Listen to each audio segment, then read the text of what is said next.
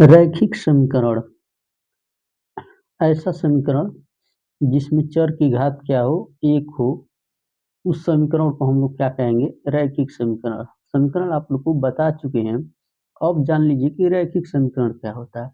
यानी कोई ऐसा समीकरण रहेगा जिसमें चर की घात क्या रहेगा, एक। ऐसे समीकरण को क्या हम लोग कहेंगे, रैखिक समीकरण या लीनियर इक्वेशन कहते हैं। जैसे जैसे x प्लस वाई बराबर क्या है, 5 है। 2x माइनस 3y बराबर क्या है, 17 है। y माइनस एक्स बराबर क्या है, 4 है। इसमें देखिए x की घात कितना है, 1 है। y की घात कितना है, 1 है। ये दोनों चर है, चर की घात क्या है, 1 है। यहाँ पे भी 2x माइनस 3y, x की घात यानी पावर कितना है, 1 है। y का भी 1, दोनों का 1 होना चाहिए, तभी उस समीकरण को क्या कहेंगे, रैखिक समीकरण कहेंगे। अब दो चरों का रैखिक समीकरण यानी दो चर जिसमें रहेंगे उसे दो चरों का रैखिक समीकरण कहेंगे। एक चर रहेगा तो एक चर का कहेंगे। दो चरों का रैखिक समीकरण बहुत इंपॉर्टेंट है, थोड़ा देख लीजिए। यानी कोई दो चर रहेंगे, ज्यादातर सामान्यतः हम लोग क्या लेते हैं, एक्स और वाई को। आप कुछ भी मान सकते हैं। जैसे 2x प्लस 3y बराबर क्या है, 19। 3x प्लस वाई बराबर 16। देखिए दोनों में x और y की घात कितना है, 1 है। इसलिए ये कौन सा समीकरण हो गया, तो रैखिक समीकरण। कितने चर में हो गए, तो दो चर में। दो चर कौन होने, एक x से, दूसरा क्या है, y है। एक एक और देखिए, x प्लस वाई बराबर 22 और 11 ब्रैकेट में x माइनस वाई बराबर 3 ब्रैकेट में x प्लस वाई। यहाँ पर भी x की घात क्या है, 1 है, और y की घात भी क्या है, 1 है। यहाँ पर भी वही सेम है। अब ऐसे समीकरण दिए रहेंगे तो इसको हल कैसे करेंगे। इस समीकरण को हल करने के लिए दो विधि यानी x और y का मान क्या रहेगा। ऐसे समीकरण को हल करने के लिए अब हम प्रतिस्थापन विधि से कैसे हल करते हैं सवालों को। हम क्या करते हैं, x और y का मान पक्षांतर कर यानी एक साइड रखकर दूसरे का मान निकालते हैं। इसे प्रतिस्थापित करते हैं संख्याओं को, चर अचरों को, इसलिए इसे क्या कहते हैं, प्रतिस्थापन। कैसे करते हैं देखिए। सबसे पहले हम क्या करेंगे, जो दिया रहेगा उसे एक को मान लेंगे पहला समीकरण है, दूसरे को मान लेंगे क्या है, ये दूसरा है। अब हल कैसे करेंगे, तो हम सबसे पहले खोजते हैं कि किसका मान आसानी से हम क्या कर सकते हैं, निकाल सकते हैं। यानी एक्स का मान निकाल सकते हैं या वाई का। तो देखिए, यदि यहाँ से एक्स का मान निकालना है तो +3 को भेजेंगे, वहाँ -3 हो जाए, 3y हो जाएगा। फिर 2 से भाग देना, थोड़ा सा लंबा हो रहा है। यहाँ पे देखिए y का मान आसानी से निकल जाए, 3x प्लस वाई बराबर 18। बस क्या करना है, +3x को उधर कर देंगे तो y का मान क्या हो जाएगा, निकल जाएगा। देखिए समीकरण 2 से y बराबर क्या हो जाएगा, 18। देखिए +3x को इधर कर देंगे तो क्या हो जाएगा, -3। इसको मान लीजिए क्या, 3। अब इस दूसरे को लेकर हल किए हैं तो क्या करेंगे, यही मान पहले में रख देंगे, यानी पहले समीकरण। फिर लिखेंगे समीकरण 1 में y का मान रखने पर हम क्या करेंगे, यदि पहले में से निकालते तो अब हम ये मान दूसरे में रखते। अब दूसरे में से निकाले हैं इसलिए किस में रखेंगे, पहले में। तो हम क्या करेंगे, पहले में इसका मान को क्या करेंगे, रखेंगे। तो पहला क्या है, 2x प्लस 3y की जगह क्या रखेंगे, अब 18 माइनस 3x। 18 माइनस 3x बराबर क्या है, 19। तो 2x प्लस, अब 18 में 3 का गुणा, 18 क्या है, 54। 18 3 में -3 का गुणा करेंगे तो 9x बराबर 19। अब क्या करेंगे, इसके बाद क्या करते हैं कि x को एक तरफ आप रखिए और क्या करिए, संख्याओं को एक तरफ, यानी चर को एक तरफ और अचर को क्या करिए, एक तरफ। तो 2x माइनस 9x, देखिए +54 है, उधर जाएगा तो क्या हो जाएगा, -54 बराबर 19 माइनस 54। 2x में से 9x घटाएंगे तो क्या हो जाएगा, -7x, क्योंकि 9 बड़ा है। उसी तरह 19 में से 54 घटाएंगे, यानी उल्टा घटा देंगे, बड़े में से छोटे हमेशा घटाते हैं। तो क्या हो जाएगा, 14 में से 9 गया 5 और 4 में से 1 गया 3, माइनस ये भी बड़ा है।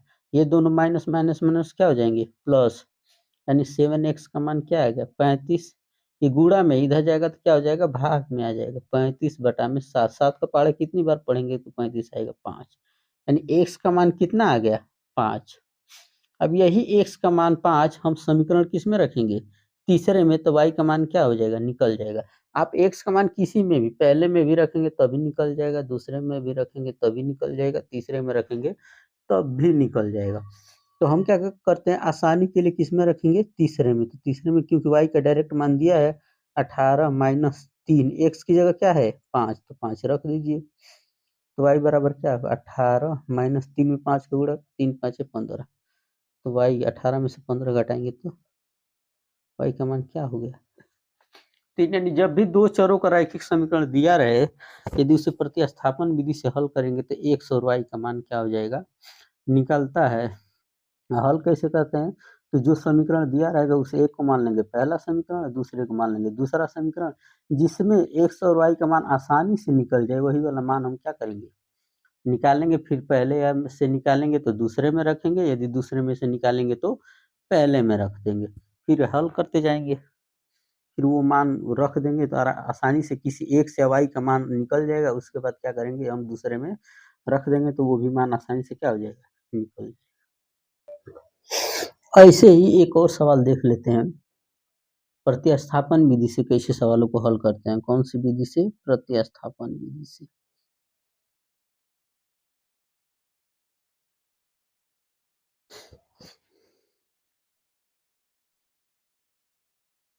देखिए फिर पहले एक को मान लेंगे पहला समीकरण, दूसरे को मान लेंगे क्या, दूसरा समीकरण, फिर उसको क्या करेंगे, हम हल करेंगे, जिससे हम x चाहे y के मान आसानी से निकल जाए, उसी के मान को हमको क्या करते हैं, रख देते हैं। यहाँ पे देखिए पहले समीकरण से x या y किसी का भी मान निकालना क्या है, आसान है, इसीलिए हम क्या करेंगे, पहले उसी में से x या y जो भी मान निकालना होगा वो निकालेंगे। हाँ देखिए प्लस वाई है, उधर जाएगा तो क्या हो जाएगा, माइनस वाई, यानी x बराबर हो जाएगा 22 माइनस वाई, चाहे y बराबर भी जिसको आप मर्जी है उसको, क्योंकि दोनों आसानी से निकल सके, इसको क्या मान लेंगे हम, तीसरा समीकरण। अब ये पहले से निकाले हैं इसलिए किस में रखेंगे, दूसरे में। दूसरे में जहाँ x होगा वहाँ क्या रख देंगे, अब 22 माइनस वाई। चलिए पहले दूसरे में रखते हैं, 11 x है, x की जगह आप क्या रखेंगे, 22 माइनस वाई, तो 22 माइनस वाई, ये पहले से माइनस वाई एक और है, बराबर 3। फिर यहाँ पर भी x आ गया तो x की जगह क्या रखेंगे, 22 माइनस वाई, तो 22 माइनस वाई, एक क्या है, प्लस वाई, 11 22। देखिए माइनस वाई क्या हो जाएगा, -2y, क्योंकि माइनस माइनस आपस में क्या हो जाते हैं, जुड़ जाते हैं। देखिए माइनस वाई प्लस वाई क्या हो जाएगा, कट जाएगा, तो क्या हो जाएगा यहाँ पर 22 हो जाएगा। 11 22 माइनस 2y बराबर, गुणे का चिन्ह हो जाएगा, 22 में 3 का गुणा करेंगे क्या हो जाएगा, 66। अभी देखिए 11 गुणा है, इधर आएगा तो क्या हो जाएगा, भाग हो जाएगा, तो 22 माइनस 2y बराबर क्या हो जाएगा, 66/11। 11 का पढ़ा कितनी बार पढ़ेंगे कि 66 आ जाएगा, तो 6 बार। फिर अब यहाँ पर भी संख्याओं को एक तरफ और चर और अचर को एक तरफ, प्लस 22 है, उधर जाएगा तो क्या हो जाएगा, -22, इधर क्या बचेगा, -2y, 6 माइनस 22 -2y,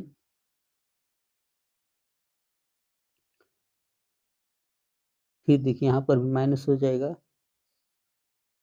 क्या हो जाएगा, -16, माइनस माइनस फिर क्या हो जाएंगे, प्लस, तो 2y का मान कितना आ गया, 16, तो y का मान कितना आ जाएगा, 16/2, 2 का पहाड़ा कितनी बार पढ़ेंगे कि 16 आ जाएगा, 8, तो y का मान कितना आ गया, 8। अब यही y का मान 8 किस में रख देंगे, समीकरण तीसरे में, तो आसानी से मान निकल जाएगा x का भी। तो x बराबर क्या हो जाएगा, 22 माइनस वाई, वाई की जगह क्या है 8, तो 22 में से 8 घटा दीजिए आप, x का मान क्या हो जाएगा, 14, और y का मान क्या हो गया, 8। बस यही निकालते हैं, इसी विधि को क्या बोलते हैं हम लोग, प्रतिस्थापन विधि। अब आगे बताएंगे कि विलोपन भी क्या होता है। इसी सवाल को विलोपन विधि से भी हल करके आप लोग को दिखा देंगे, वो भी तो आसान ही होता है। सबसे ज्यादातर सवाल किससे हल करते हैं? विलोपन विधि से। देखिए विलोपन विधि में हम क्या करते हैं, एक्स चाहे वाई को क्या करते हैं, विलुप्त करते हैं। इसीलिए इसका नाम क्या हो गया, विलोपन हो गया। विलुप्त का अर्थ क्या होता है कि उस समीकरण में से एक्स चाहे वाई का मान क्या कर देंगे, कटा देंगे या हटा देंगे, उसे क्या कहते हैं, विलोपन विधि। जैसे अब हटाएंगे कैसे, देखिए हम एक्स का गुणांक लेंगे चाहे वाई का, जो आपका मर्जी है उसको आप लीजिए और क्या कीजिए, बराबर कीजिए, फिर दोनों को आपस में क्या करिए, कटाइए। जिसे यहाँ पर 2 है एक्स का गुणांक, यहाँ पर क्या है 3 है, ये दोनों आपस में कैसे बराबर होंगे, ये 3 है इसका गुणा यदि 2 में कर दें, और ये 2 है इसका गुणा यदि हम 3 में कर दें, तो दोनों 6 हो जाएगा, इसलिए आपस में क्या हो जाएंगे, बराबर हो जाएंगे। हम क्या करते हैं कि गुणांकों को चेंज कर देते हैं, आपस में गुणा कर देते हैं। एक्स का लेना है तो एक्स का, वाई का लेना है तो वाई का, लेकर गुणांकों को क्या करते हैं, एक्सचेंज कर दीजिए और आपस में गुणा कर दीजिए, वो आपस में क्या हो जाएंगे, बराबर हो जाएंगे। जैसे इसके आगे 2 है तो इसमें किसका गुणा करना पड़ेगा, 3 का, तो यहाँ लिख देते हैं गुणा 3। यहाँ पर 3 है तो इसमें किसका गुणा करना पड़ेगा, 2 का, तो यहाँ लिख देते हैं क्या, 2। अब ये नहीं कि आप केवल उसी में करेंगे, गुणा करेंगे तो सब संख्याओं में होगा, यहाँ पर भी सब। पहले को देखते हैं, 3 में 2x का गुणा करेंगे तो 6x, 3 में 3y का गुणा करेंगे तो 9y, 19 में 3 का गुणा करेंगे तो 57। सब में तीनों में गुणा करना पड़ेगा। इसमें भी 2 में 3 का गुणा करेंगे तो 6x, 2 में y का गुणा करेंगे 2y, 18 में 2 को गुणा करेंगे तो 36। अब देखिए जब ये आपस में बराबर हो जाएंगे, यदि पहले से माइनस रहता तो कट जाता, यानी विलुप्त हो जाता। अब नहीं है तो क्या कर देंगे, इसी को, ये पहला समीकरण था, ये दूसरा, इसी में क्या करेंगे, घटा देंगे हम, यानी चिन्हों को क्या कर देंगे, परिवर्तित। प्लस रहेगा तो माइनस, माइनस रहेगा तो क्या हो जाएगा, प्लस। ये क्या हो जाएगा, लिख दीजिए, समीकरण 1 माइनस समीकरण 2। कैसे किए, पहले समीकरण 1 में तो घटाइए, ये माइनस, ये भी क्या हो जाएगा माइनस, ये भी क्या हो जाएगा माइनस। अब देखिए 6 में से 6 कट जाएगा, अब डायरेक्ट कट गया 6 में से 6, और 9 में से 2 घटाइए, क्या हो जाएगा 7y। 57 में से 36 घटाइए, 7 में से 6 गया 1, 5 में से 3 गया 2, यानी y का मान कितना आ गया, 21 बटा में 7, 7 का पहाड़ा पढ़िए 3, यानी y का मान कितना आ गया 3। अब ये y का मान 3 किसी भी समीकरण में रख देंगे, फिर x का मान क्या हो जाएगा, निकल जाएगा। जैसे पहले में ही रख देते हैं, 2x प्लस 3y, y की जगह क्या रख देंगे 3, बराबर क्या है 19। लिखना होगा तो लिख सकते हैं कि समीकरण 1 में y का मान रखने पर